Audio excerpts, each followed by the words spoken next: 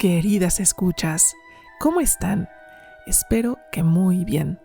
He tardado un poquito en regresar porque a veces la vida se pone muy saturada, ¿verdad?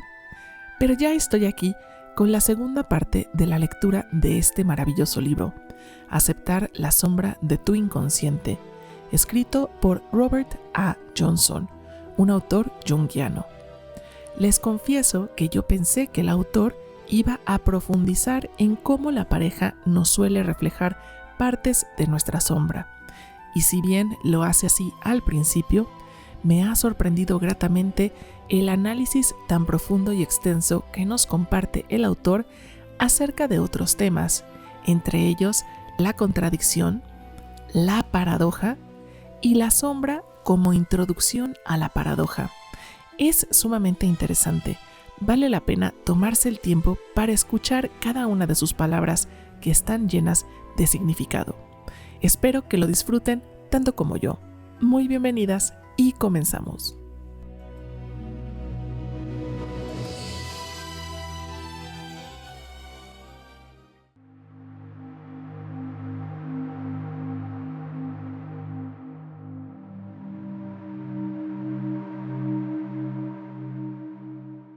El amor romántico como sombra. Probablemente recibiremos con gran sorpresa la afirmación de que la proyección más intensa e importante que uno suele hacer en la vida es enamorarse. Sí, enamorarse también es una forma de proyectar la propia sombra y probablemente la experiencia religiosa más profunda que una persona puede vivir a lo largo de toda su vida. Recordemos que la sombra, tal como Jung la utilizaba en los inicios de su carrera, es algo que reside en la parte inconsciente de la personalidad de un individuo. También debemos tener en cuenta que esta discusión es sobre enamorarse, no sobre el acto de amar. Enamorarse es proyectar la parte más noble y más valiosa de uno mismo sobre otra persona, aunque a veces, bajo determinadas circunstancias, puede proyectarse sobre algo que no sea una persona. Existen personas que concentran toda su capacidad en una profesión o arte o incluso un lugar. El lenguaje no se equivoca cuando decimos que una persona se ha enamorado de la medicina, de las obras de Picasso o de la Costa Azul. La mayoría de nuestros ejemplos, sin embargo, reflejarán la experiencia de ver nuestra propia imagen de la divinidad en otro ser humano. Sin ánimo de añadir dificultad a este análisis, debemos decir que la divinidad que vemos en los demás está realmente ahí, pero no somos capaces de verla hasta que hemos retirado nuestras propias proyecciones. ¡Qué complicado! ¿Cómo podemos decir que la proyección no es real, pero que la divinidad del ser amado sí lo es? Hacer esta diferenciación es la tarea más delicada y difícil de la vida. El amor romántico o enamorarse es diferente de amar, que siempre es una experiencia más serena y de proporciones más humanas. En el hecho de enamorarse siempre hay algo abrumador y superior a nosotros.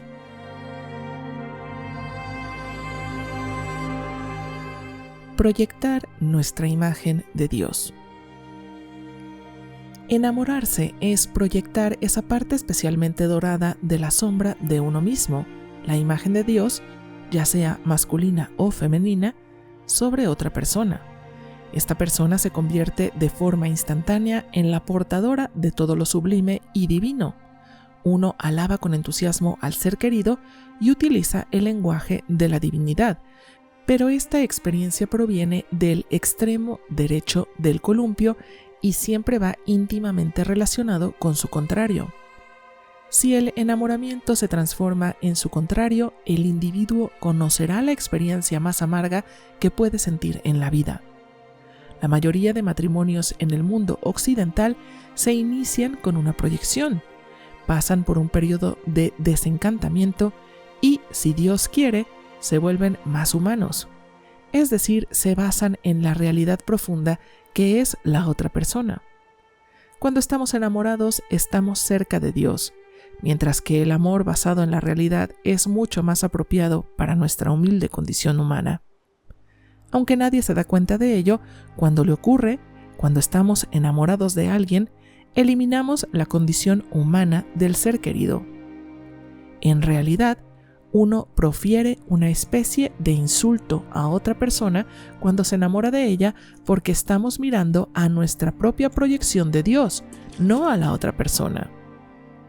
Si dos personas están enamoradas, están en las nubes y viven felices para siempre, es decir, durante tanto tiempo como se prolongue su experiencia de la divinidad. Cuando vuelven a poner los pies en el suelo, tienen que mirar al otro de forma realista y solo entonces existe la posibilidad de madurar el amor. Si una persona está enamorada y la otra no, la segunda persona probablemente dirá: entre nosotros existirá algo mejor si me miraras a mí en lugar de mirar la imagen que tienes de mí. Un chiste gráfico de James Thurber resume este estado de desilusión. Un matrimonio de mediana edad se preguntan el uno al otro: bueno, ¿quién acabó con la magia del asunto? Cuando ya se ha agotado la proyección del enamoramiento, aparece la otra cara de la realidad y las posibilidades más oscuras de las relaciones humanas. Si podemos superar esta etapa, después aparece el amor humano, mucho menos emocionante que el amor divino, pero bastante más estable. La sombra es muy importante en el matrimonio y podemos crear o romper una relación en función de lo conscientes que seamos de ello.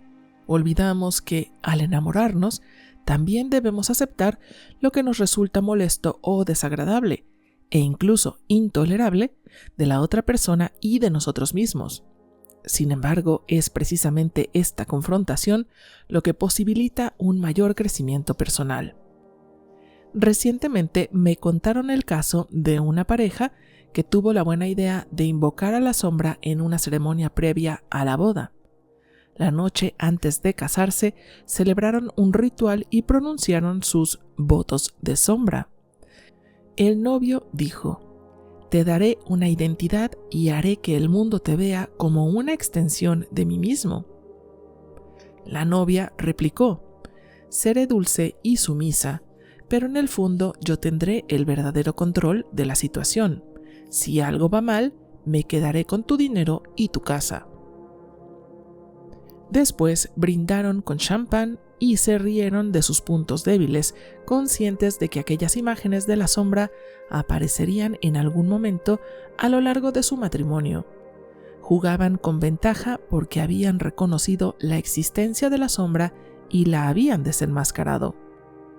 Proyectar nuestra imagen de Dios sobre nuestra pareja es tan peligroso como proyectar nuestra oscuridad, miedo y ansiedad.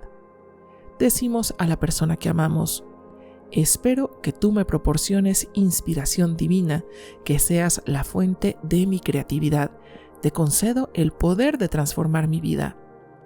De este modo, estamos pidiendo a la pareja que haga lo que las disciplinas espirituales hicieron en el pasado: hacernos nuevos, redimirnos, salvar nuestras almas. Algo extraordinario ocurrió en el siglo XII cuando la corriente del romanticismo surgió del inconsciente colectivo occidental y descubrimos el arte de ver a Dios en otro ser humano. Esto ya se conocía desde hacía tiempo en el mundo oriental, pero se reducía a la relación entre el gurú y su alumno. Consciente del gran poder de esta experiencia, el mundo oriental la reservó exclusivamente a la vida religiosa y la prohibió en las relaciones normales. Colocar una fuerza tan intensa en un recipiente suficientemente grande para contenerla demuestra sabiduría. Las relaciones humanas normales donde representamos esta obra divina no tienen la magnitud necesaria. La facultad de enamorarse es relativamente reciente en nuestra historia.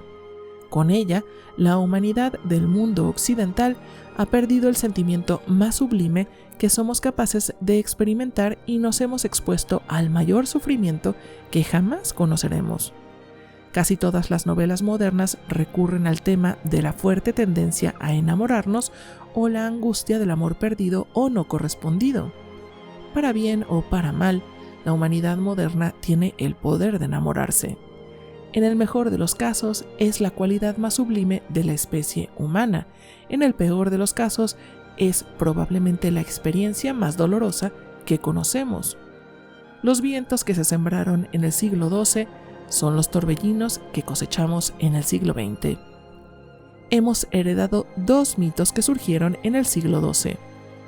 El mito del Grial habla de la relación entre la individualidad y la búsqueda espiritual. El mito de Tristán e Isolda nos muestra el poder del amor romántico. Ambos sugieren la existencia de una nueva forma de experimentar directamente a Dios. Lo que todavía no hemos comprobado es si esta experiencia tan intensa puede ser asimilada.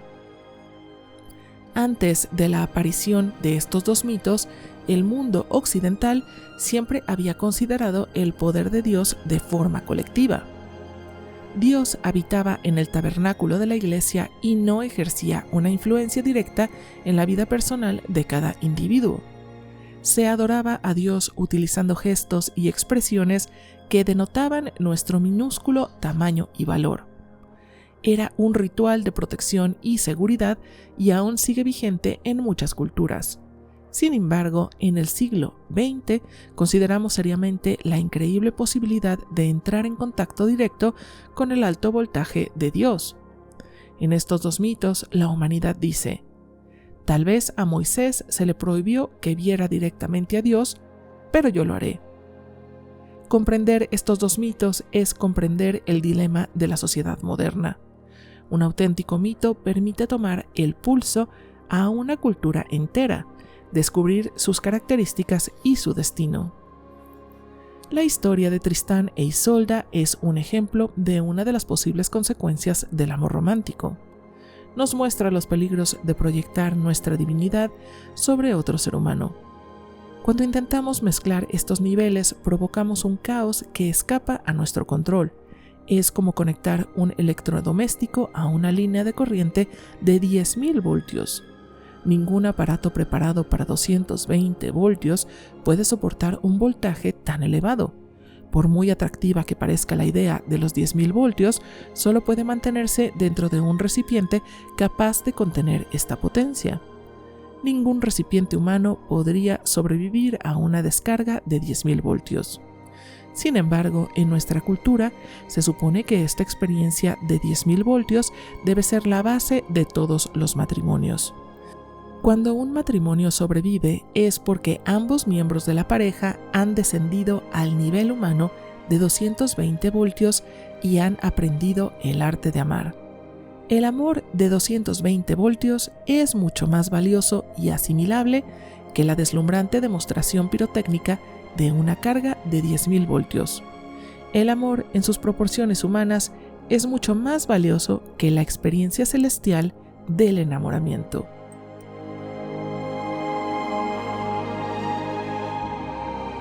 La experiencia personal del romanticismo. La historia de Tristán e Isolda habla de dos amantes que traspasaron el velo protector de las costumbres y fueron arrastrados hacia un nivel de realidad que ninguno de los dos pudo soportar. Accidentalmente bebieron la poción de amor que estaba destinada al rey y a la reina y adquirieron un poder divino que era demasiado intenso para que pudieran controlarlo. Pocas personas han sobrevivido a esta experiencia. En el mejor de los casos se puede adquirir una nueva facultad que nos permita evolucionar y desarrollarnos como individuos, siempre después de un tiempo determinado. En el peor de los casos, intentar apoderarnos de algo que es tan superior y tan potente puede ser un pecado imperdonable.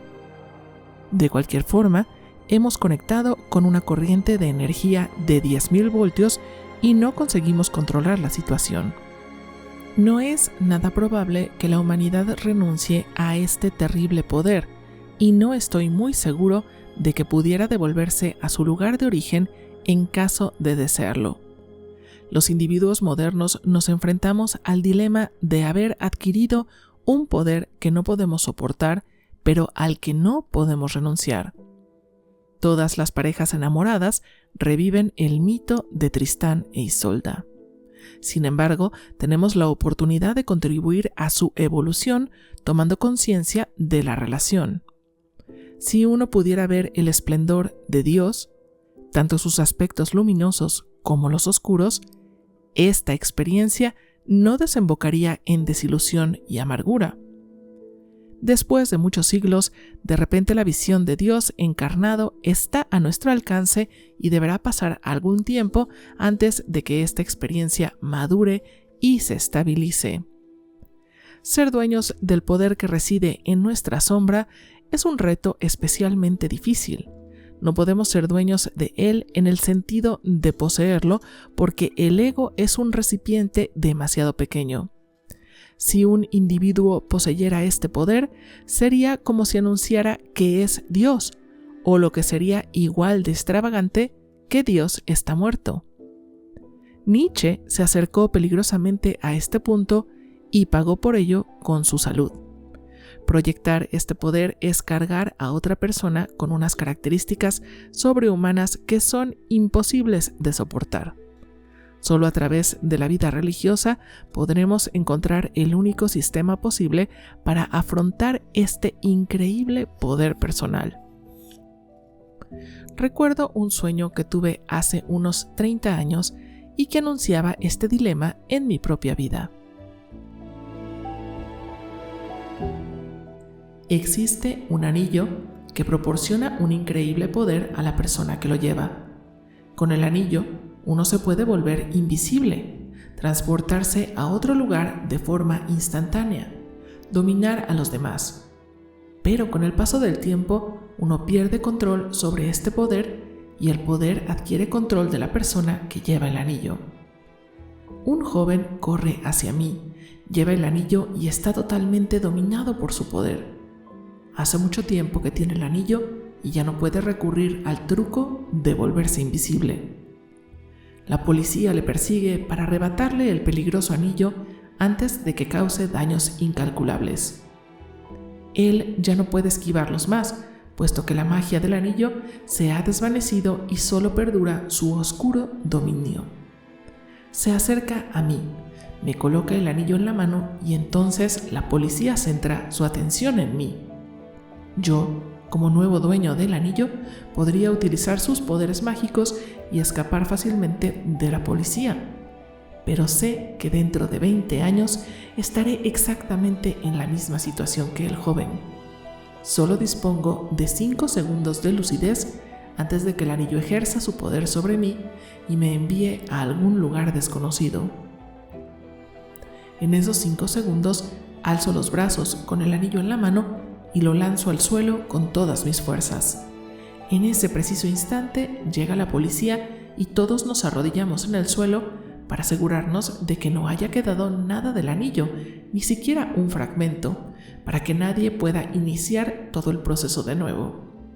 No encontramos ni rastro del anillo, solo una mancha dorada en el suelo. El anillo se ha fundido con el suelo. La policía me felicita y vamos a un estanque cercano para contemplar a los peces de colores.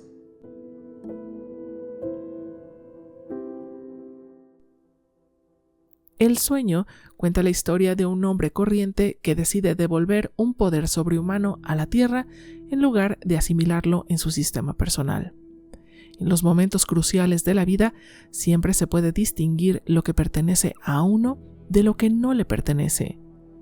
Existe un momento de lucidez en el que debemos tomar una decisión. Si uno deja pasar ese momento, probablemente estará tan embriagado con el nuevo poder que hará un mal uso de él. Lo mismo ocurre en el caso del poder del amor romántico. En el matrimonio, solo podemos sostener el anillo por unos instantes, de lo contrario seremos destruidos por una descarga de 10.000 voltios cuando veamos la divinidad en nuestra pareja. Esta experiencia no es algo habitual que los humanos podamos soportar durante mucho tiempo, y por este motivo no debemos olvidarnos de devolver esta energía a Dios y a la tierra de nuevo. Si somos capaces de contemplar con admiración el sagrado poder del matrimonio y después regresar al voltaje habitual, nuestra historia no tendrá que acabar como la de Tristán e Isolda. Existe otra antigua leyenda que nos advierte que debemos hacer honor a lo divino como fuente de toda relación. Esta leyenda nos llega de la antigua Grecia y es la historia de Atalanta, una mujer fuerte e inteligente que era la corredora más veloz de la tierra. Acompañó a Jasón en su búsqueda del vellocino de oro e incluso luchó contra hombres. Cuando la presionaron para que se casara, ella dijo que solo aceptaría a un marido que pudiera ganarla corriendo en una carrera, sabiendo que eso era imposible. Atalanta se parece mucho a nuestras heroínas modernas. Ambiciosas y satisfechas de sí mismas, se sienten cómodas en el mundo de los hombres. El problema es que no saben nada sobre relaciones personales. Un día el joven Hipómenes se enamoró de ella y suplicó a la diosa Afrodita que le ayudara. Intrigada por aquella doncella que se preocupaba tan poco por su belleza, Afrodita dio 3 manzanas de oro al pretendiente y, durante la carrera, Hipómenes las lanzó a los pies de Atalanta. Cuando ésta se detuvo para recogerlas, el joven consiguió adelantarla, ganando la carrera y a Atalanta como esposa. Pero los jóvenes amantes consumaron su matrimonio sin ofrecer un sacrificio en el templo de Afrodita, como muestra de agradecimiento. La diosa se enfureció tanto que los convirtió a ambos en leones y les obligó a tirar de un carro por el cielo. En el antiguo mundo tenían las ideas muy claras sobre enamorarse. Sabían que este sentimiento aparece, momentáneamente, como regalo de los dioses. Los humanos solo eran portadores de la energía divina. En la actualidad, cuando se nos concede esta energía, necesitamos celebrar un ritual de acción de gracias para ser capaces de contenerlo y también un sistema para devolverlo a su fuente de origen.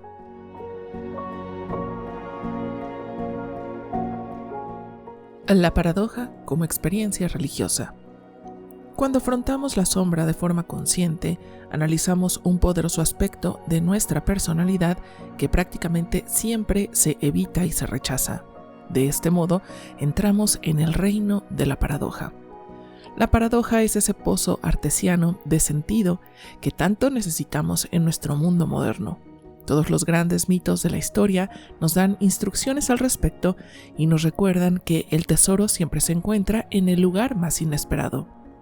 ¿Qué bien podría salir de Nazaret? ¿Acaso puede haber algo de valor enterrado en el jardín de tu casa? En la vida interior, ¿acaso puede salir algo bueno de tu propia sombra? Sorprendentemente, lo mejor puede proceder de esa parte de tu personalidad que evitas. Somos capaces de hacer casi cualquier cosa para evitar esta dolorosa paradoja, pero al negarnos a aceptarla, solo conseguiremos limitarnos a la inútil experiencia de la contradicción. La contradicción va inevitablemente asociada a la abrumadora carga de la falta de sentido. Una persona puede soportar cualquier sufrimiento si tiene sentido, pero la falta de sentido es insoportable. La contradicción es estéril y destructiva, mientras que la paradoja es creativa, es la aceptación de la realidad. Todas las experiencias religiosas, en su forma histórica, se expresan con paradojas, como por ejemplo los credos cristianos que se han formulado en un lenguaje tan paradójico. La contradicción es estática e improductiva, mientras que la paradoja posibilita la gracia y el misterio.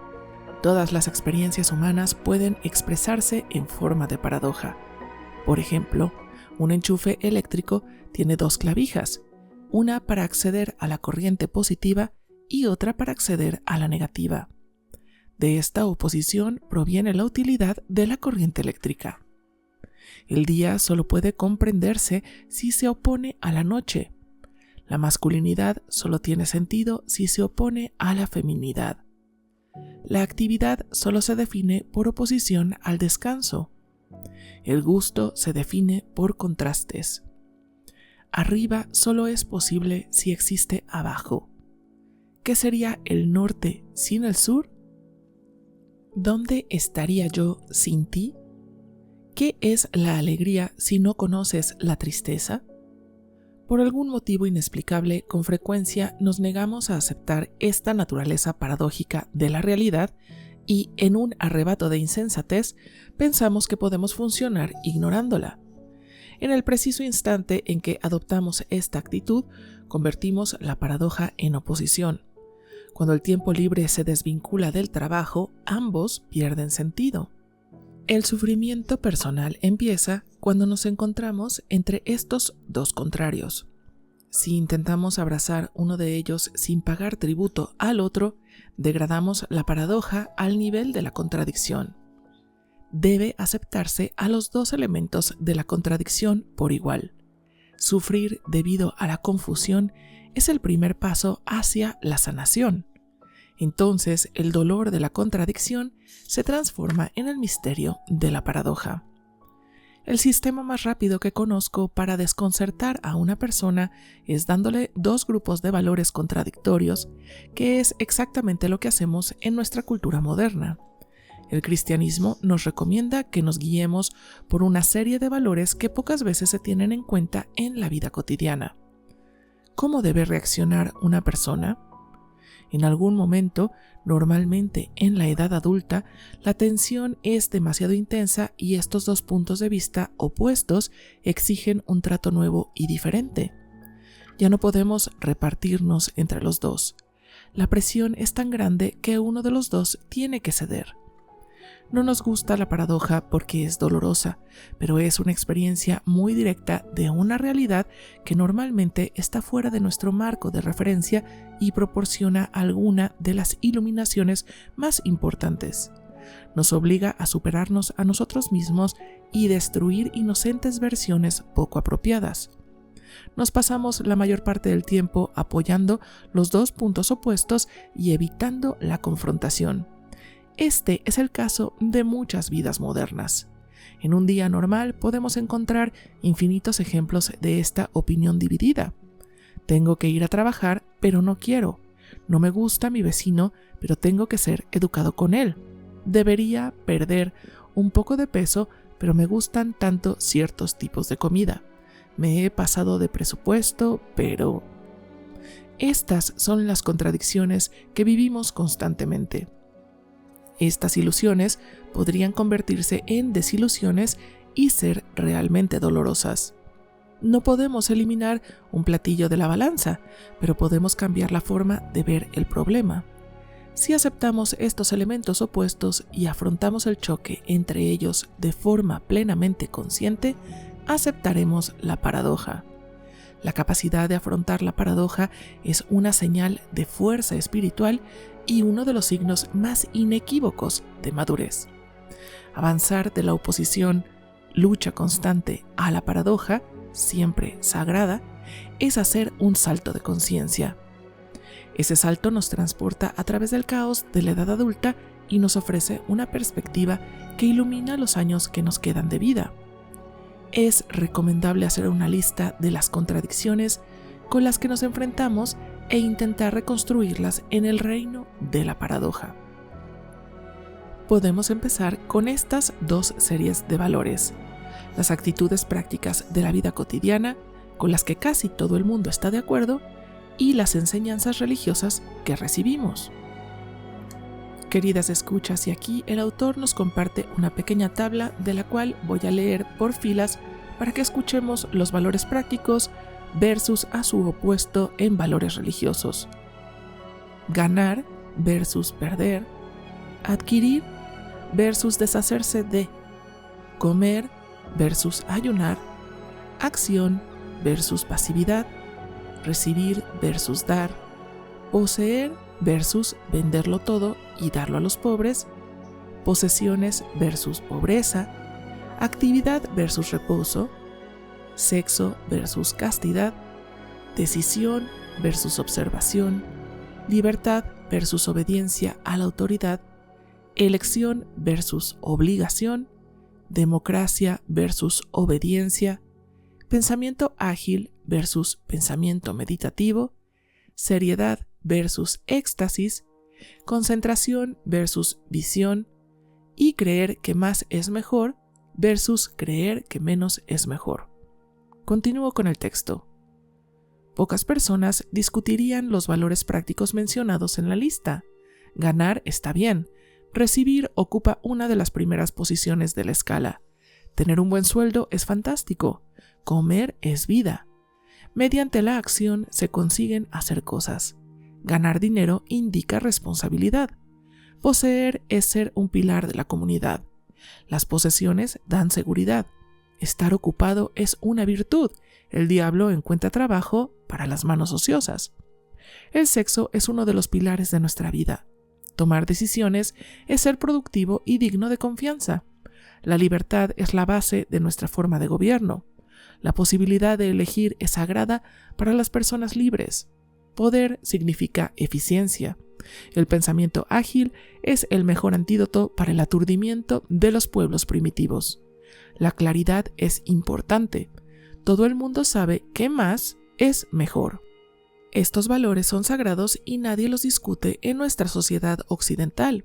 En ellos se basa nuestra cultura y los mejores resultados se han conseguido gracias a ellos.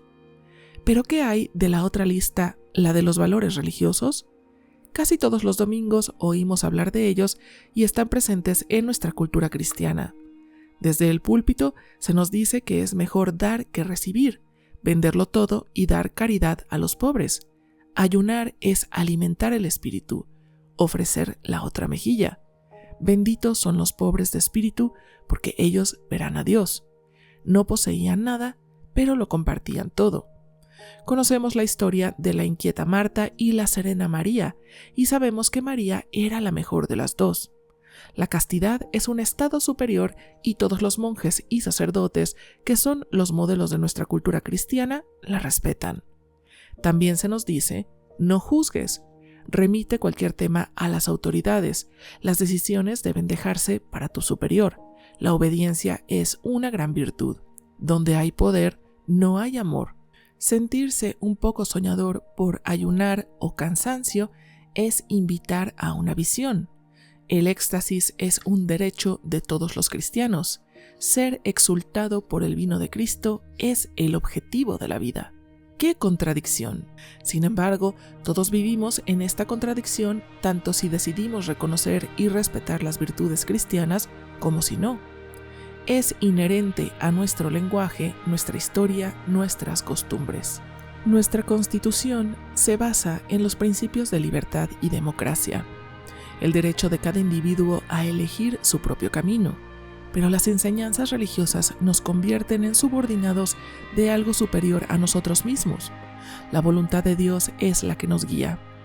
En las monedas norteamericanas se refleja esta contradicción, ya que en ellas se puede leer la frase «En Dios confiamos». Seguro que muchas personas estarían de acuerdo en borrar esta frase, puesto que la mayoría de la gente ya no cree en Dios. Después de uno de mis viajes a la India, regresé contagiado de la actitud religiosa que se respira en aquel místico país y reflexioné mucho sobre el principio de la no elección del hinduismo y el budismo. Estas doctrinas afirman que la voluntad de Dios siempre es única y si una persona piensa que puede elegir entre dos alternativas, es porque todavía no ha progresado lo suficiente. Cuando uno ha avanzado en el aprendizaje, es totalmente evidente lo que debe hacer. No existe elección posible, porque la mente de Dios es única y no conoce dualidad. Aún estaba digiriendo estas enseñanzas cuando abrí la carta de un amigo. El lema de su organización proclamaba: nos dedicamos a conseguir que el abanico de posibilidades a elegir sea tan amplio como sea posible para todo el mundo. Oriente habla a Occidente desde el extremo opuesto de un profundo abismo. Me vi obligado a reconocer que mis amigos de la India vivían en una relativa paz, mientras que mis amigos norteamericanos, tan preocupados por la posibilidad de elegir, son personas más bien nerviosas y tensas. Todas y cada una de las virtudes de este mundo son válidas porque existe su contrario. La luz no significaría nada sin la oscuridad, lo masculino sin lo femenino, la preocupación sin la indiferencia. Las verdades siempre van por parejas y uno debe aceptarlo para comprender la realidad. Sufrir significa permitir, y en este sentido uno sufre el misterio de la dualidad. Cuando tú hagas esto, siempre se hará aquello de forma inmediata. Así es la realidad. Así pues, ¿qué debemos hacer? ¿Cómo podemos afrontar esta insoportable contradicción? Esta es la pregunta que se oculta en la causa de todas las disociaciones neuróticas y los problemas psicológicos. Si planteamos la pregunta de forma equivocada, nos vemos atrapados en una parálisis neurótica que no nos permite hacer nada. Y después nos sentimos tan angustiados que ni siquiera podemos hacer eso. Este es el caso de muchas personas que experimentan un gran sufrimiento. Si empezamos a hacer esto, enseguida nos invade un sentimiento de culpabilidad por la presencia de aquello, y quedamos atrapados en un círculo vicioso de sufrimiento del que no podemos escapar. Si hacemos algo que nos gusta, lo estropeamos porque pensamos en lo que deberíamos estar haciendo. Si hacemos lo que debemos, lo que desearíamos hacer estropea nuestra disciplina. Beethoven escribió sobre esto utilizando el lenguaje de la música en el scherzo de su 9ª sinfonía. La música se repite una y otra vez sin llegar a un desenlace. El movimiento final sí halla una solución, una síntesis, y termina con una gran explosión de alegría. Muchos profesores de matemáticas ponen a prueba a sus alumnos afirmando que 2 es igual a 3. La demostración está escrita en la pizarra y ningún alumno es lo bastante rápido para descubrir el error. El truco es que en algún momento a lo largo de la demostración, una cifra se divide por 0, lo cual es imposible, y el resultado final es falso. Los adultos planteamos nuestras ecuaciones psicológicas de forma parecida y también obtenemos una solución falsa. Existe un error en las oposiciones que yo he estado describiendo. La dualidad es tan falsa como la prueba de que 2 es igual a 3. Si la realidad fuera realmente así, no creo que nadie pudiera sobrevivir. Nuestras estructuras psicológicas se derrumbarían, y a veces lo hacen. Nuestro error, gracias a Dios hay un error o la vida sería insoportable, es que utilizamos mal el adjetivo religioso. La palabra religión proviene de las raíces latinas re, que significa de nuevo, y ligare, que significa atar o unir. La palabra ligadura proviene de la misma raíz. Así pues, religión significa volver a unir. Nunca puede aplicarse a un elemento de una pareja de contrarios. Antes he indicado la versión seglar de la actitud religiosa. Es un error flagrante y es la base de la mayoría de los sufrimientos neuróticos de la humanidad. Pensar que una forma de actuar es sacrílega y la otra sagrada es hacer un mal uso del lenguaje. No existe nada parecido a un acto religioso ni una lista de características. Solo puede existir una iluminación religiosa que una o sane. Esto es lo que restaura y reconcilia a los contrarios que nos torturan. La capacidad religiosa es el arte de tomar los contrarios y volverlos a unir, sanando la separación que tanto sufrimiento ha causado. Nos ayuda a pasar de la contradicción, ese doloroso estado en el que unas cosas se oponen a otras, al reino de la paradoja, donde somos capaces de asimilar dos nociones contradictorias al mismo tiempo y concederles el mismo valor. Entonces, y solo entonces, existe la posibilidad de gracia, la experiencia espiritual de contradicciones convertidas en un total coherente que nos proporciona una unidad muy superior a la de cualquiera de ellos. Decir que es mejor dar que recibir es caer en el mismo tipo de error que demuestra que 2 es igual a 3. Considerar que solo un elemento de una pareja de contrarios puede ser religioso es un terrible error. Solo el reino de la síntesis es digno de ser calificado con este adjetivo. Debemos devolver a la palabra religioso su verdadero significado. Entonces recuperará su poder sanador. Sanar, unir, atar. Estas son nuestras capacidades sagradas.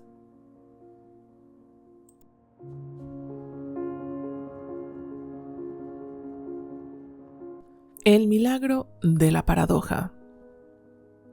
Trasladar nuestra energía de la oposición a la paradoja es un gran progreso en la evolución. Quedar estancado en la oposición es quedar atrapado por la insolubilidad de los problemas de la vida.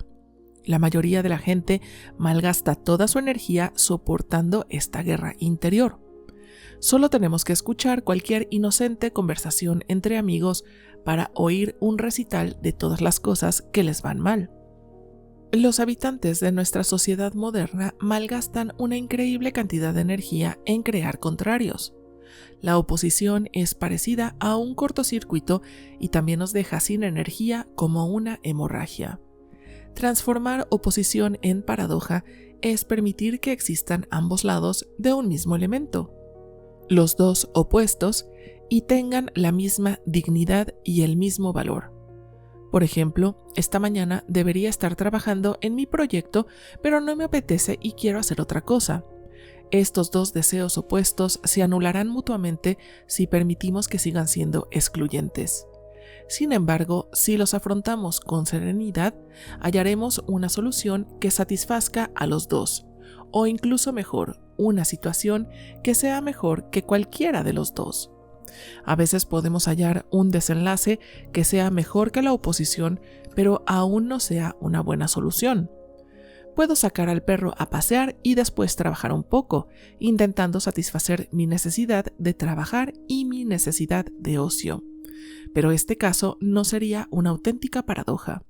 Si soy capaz de mantener mis impulsos conflictivos durante suficiente tiempo, las dos fuerzas opuestas se enseñarán algo mutuamente y producirán una iluminación que satisfará a ambas. No se trata de una solución de compromiso, sino de una comprensión profunda que me permite saber qué debo hacer. Esa certidumbre es una de las cualidades más valiosas de los seres humanos. Estoy tentado de describir una solución así, pero no sería adecuada, porque cada solución debe surgir de la situación concreta con la que uno se enfrenta. En estas situaciones, las fórmulas mágicas y los recursos de urgencia nunca sirven. La solución debe ser producto de la dinámica de las energías opuestas que se enfrentan. Isaac Dinesen, la escritora danesa autora de Memorias de África, escribió en una ocasión que los seres humanos tienen 3 oportunidades de conocer la auténtica felicidad. La primera es tener energía de sobra, la segunda es el cese del dolor y la tercera es la seguridad de que uno está cumpliendo la voluntad de Dios. La primera suele estar reservada a la juventud, la segunda solo dura unos breves instantes y la tercera debe ganarse con mucho esfuerzo interior. Si uno ha superado la dualidad de la vida, ha alcanzado la seguridad de que está cumpliendo la voluntad de Dios. Esta es la felicidad que todos reconocemos como nuestro auténtico patrimonio y que nos persigue o nos inspira como objetivo de la vida. Para conseguirlo, debemos tomar nuestras 2 listas de virtudes y en lugar de iniciar una batalla neurótica que enfrente a un bando con el otro, concederles el noble estatus de paradoja. Ganar está bien, perder también está bien, tener está bien, dar a los pobres también. La libertad está bien, así como aceptar la autoridad.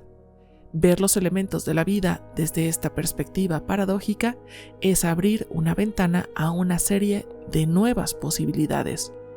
No pensemos que los contrarios son antitéticos, sino que conforman una realidad divina a la que podemos acceder desde nuestra condición humana.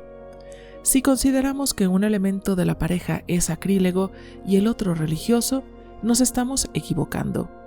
Debemos aprender a pensar que cada uno representa una verdad divina. El único problema es nuestra incapacidad de ver la unidad oculta. Permanecer fiel a la paradoja es ganar el derecho a la unidad. Sin duda alguna, la experiencia más valiosa de la vida cristiana es la visión unitiva, la experiencia más apreciada de la teología mística, que se gana aceptando la paradoja.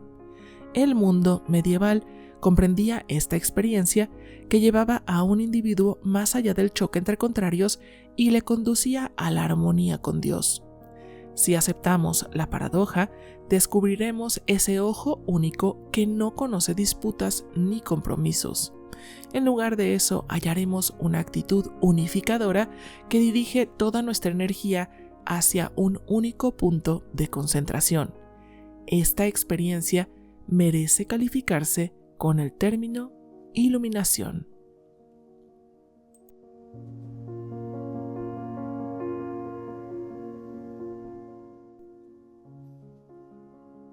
La paradoja del amor y el poder. La pareja de contrarios más difícil de reconciliar es probablemente la formada por el amor y el poder. Esta dicotomía causa terribles estragos en nuestro mundo moderno y cuando se intenta reconciliar ambos elementos es más frecuente conocer el fracaso que el éxito. Es imposible vivir una vida humana sin estos dos elementos. El poder sin amor adquiere un carácter brutal. El amor sin poder es insípido y débil. Sin embargo, cuando dos personas inician una relación sentimental, muchas veces se produce una explosión en sus vidas. La mayoría de reproches y peleas entre amantes o cónyuges están relacionados con el choque entre el poder y el amor. Conceder a cada uno el valor que le corresponde y afrontar la paradoja es una de las tareas más nobles. Favorecer a uno en detrimento del otro es lo más fácil, pero excluye la posibilidad de síntesis, que es la única respuesta verdadera. El fracaso de este intento conduce a una separación, distanciamiento, divorcio, peleas. Una auténtica paradoja ayuda a crear una unión mística firme, capaz de superar los problemas. El fanatismo siempre indica que un individuo se ha decantado por un elemento de una pareja de contrarios en detrimento del otro. La intensa energía del fanatismo es un desesperado intento por mantener a un lado una mitad de la verdad mientras la otra mitad asume el control total. Esta actitud siempre denota una personalidad débil. Este tipo de justicia se basa en tener razón. Tal vez queremos escuchar lo que la otra persona nos dice, pero nos asustamos cuando la balanza del poder empieza a moverse. El sistema establecido está fallando y estamos seguros de que, si nos rendimos, será nuestro fin. Y el ego lucha con todas sus fuerzas para mantener la posición que ocupa. En este caso, debemos tener un poco de fe en la trascendencia y tener el valor de sacrificar un punto de vista por el bien de una relación. Ligare, la esencia de la experiencia religiosa, es volver a unir, reparar, completar, descubrir lo que precedió al estado de división. Nuestro futuro depende de esa visión religiosa.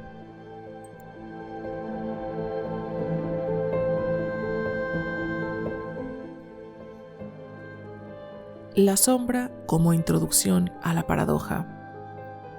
Empezamos con una discusión sobre la sombra y tal vez ahora el lector se pregunte, ¿qué tiene que ver la paradoja con la sombra? La paradoja está íntimamente relacionada con la sombra porque no puede existir paradoja, ese sublime lugar de reconciliación, hasta que uno acepte su propia sombra y le conceda la dignidad que merece. Ser dueño de la sombra es preparar el terreno para la experiencia espiritual. Las escrituras y muchas historias nos dicen que la santidad se encuentra en las cosas y los lugares más corrientes. Hallaremos la perla del gran premio en los problemas y las tensiones de la vida cotidiana. Todo el mundo tiene la oportunidad de vivir estas experiencias.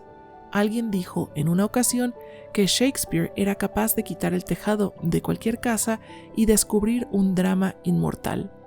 Quitemos el tejado de cualquier vida humana y descubriremos las paradojas que son la preparación para la vida religiosa, una visión de lo que es superior a nosotros mismos.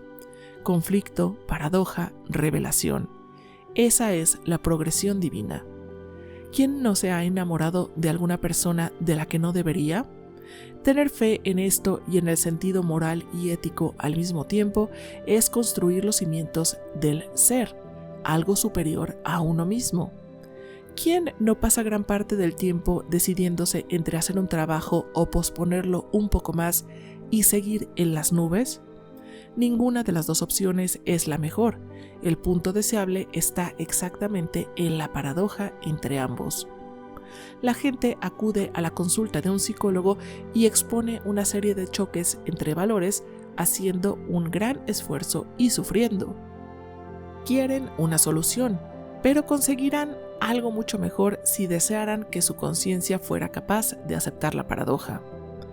Una amiga mía acudió a su cita con el Dr. Meyer en Zúrich, que era famoso porque solía responder simplemente con un ya a cualquier cosa que se le dijera. En un buen inglés, mi amiga expuso valientemente la complejidad de su vida. Rompió a llorar exclamando que ya no podía soportarlo más. Ya, good, explicó el Dr. Meyer. Ahora ocurrirá algo.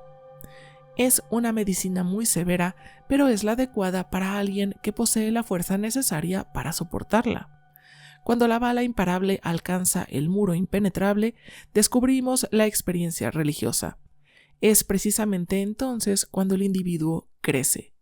Jung dijo en una ocasión, descubre qué es lo que más teme una persona y ahí es donde se desarrollará a continuación. El ego se moldea como el metal entre el yunque y el martillo. Este proceso está reservado a los valientes y no resulta fácil encontrar una naturaleza ética o moral que sea lo bastante fuerte para soportarlo. Podríamos redefinir el término heroísmo para la época actual como la capacidad de soportar la paradoja. Así pues, en la práctica, ¿qué debemos hacer? El mero hecho de hacernos esta pregunta ya nos angustia porque nos obliga a decidir entre ser y hacer. Ninguna solución poco sincera funcionará. En la portada de uno de los primeros números de la revista Psychology Today se podía leer el siguiente título impreso en letras muy grandes. No te limites a hacer algo, sé algo. A pesar del efecto desconcertante que produce, el título nos remite al budismo en un momento en que lo necesitamos desesperadamente. La paradoja alcanza el siguiente estado de desarrollo gracias a una espera consciente. El ego no puede hacer más, debe esperar lo que es superior a él. La doctora Marie-Louise von Franz lo expresa con su lenguaje claro y preciso. Jung dijo que estar en una situación de la que uno no puede escaparse o estar en un conflicto que no tiene solución es el clásico inicio del proceso de individuación. Debe ser una situación sin solución posible. El inconsciente desea el conflicto sin esperanza para poner a la conciencia del ego contra la pared, de modo que el individuo tiene que darse cuenta de que haga lo que haga estará mal. Sea cual sea su decisión, será equivocada. Así se conseguirá vencer la superioridad del ego, que siempre actúa con la falsa seguridad de que tiene la responsabilidad de tomar decisiones. Naturalmente, si un individuo dice, oh, bueno, entonces solo tengo que dejar que las cosas sigan su curso sin tomar ninguna decisión. Simplemente debo dejarme llevar y después escapar hábilmente de la situación. Estará igualmente equivocado porque obviamente no ocurrirá nada. Sin embargo, si tiene la ética suficiente para sufrir en el núcleo de su personalidad, entonces, generalmente, el ser se manifiesta. En lenguaje religioso, podríamos decir que la situación sin salida obliga al individuo a confiar en un acto de Dios. El lenguaje psicológico, la situación sin salida, que el ánima arregla con gran habilidad en la vida de un hombre debe conducirle a un estado en que sea capaz de experimentar el ser. Cuando pensamos en el ánima como guía del alma, tenemos tendencia a pensar en Beatriz guiando a Dante hacia el paraíso, pero no debemos olvidar que Dante solo experimentó el paraíso después de haber descendido al infierno. Normalmente el ánima no toma a un individuo de la mano y le conduce directamente al paraíso. Primero le mete en una caldera ardiente donde se le asa un poco. Aceptar la paradoja es aceptar el sufrimiento de aquello que es mayor que el ego. La experiencia religiosa reside exactamente en ese punto de insolubilidad en el que sentimos que ya no podemos seguir. Es una invitación a algo que es superior a uno mismo.